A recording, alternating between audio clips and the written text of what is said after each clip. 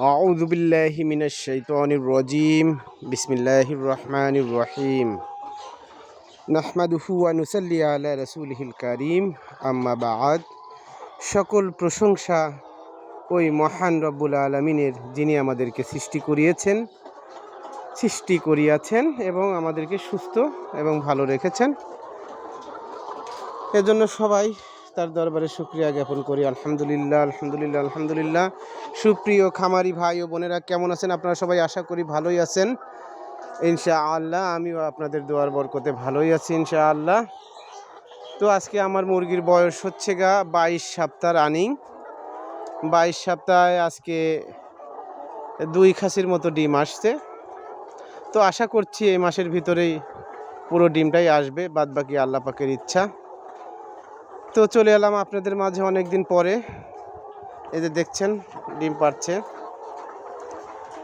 তো সবাই দোয়া করবেন আমার জন্য। আমি নতুন উদ্যোক্তা, অনেক কষ্ট করছি, অনেক টাকা পয়সা খরচ হয়েছে এই ব্যবসার।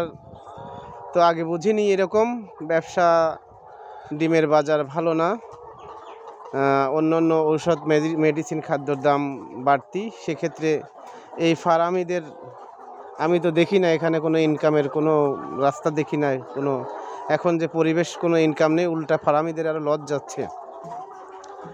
তো ডিমের দাম যদি একটু বৃদ্ধি পায় তখন ভোক্তা অধিকার, সরকার, বিভিন্ন মহল সেটা নিয়ে খুব তোড়জোড় করে, সেটা নিয়ে নাড়া দেয়, ডিমের দাম বেড়ে গেছে অমুক তমুক। কিন্তু ডিমটা আনতে যে একটা ফার্মির, একটা উদ্যোক্তার কত কষ্ট হয় এবং কত রিস্ক থাকে, কত টাকা খরচ হয়, এটা কখনো তারা তাকায় দেখে না। এবং শুধু তাই নয়, এই যে এখন দাম কম আছে, ফার্মিদের যে লস আসছে, এখন কিন্তু ভোক্তা অধিকারও আসবে না, কেউ আসবে না, কেউ জিজ্ঞেসও করবে না ফার্মিদের যে লস যাচ্ছে, ডিমের দাম কম, ডিমের বাজার কম, মুরগির বাজার কম, এই ফার্মিগুলো কিভাবে আছে, কেমনে টিকে থাকবে, এটার কোনো কেউ দেখার কেউ নেই এবং বলারও কেউ নেই।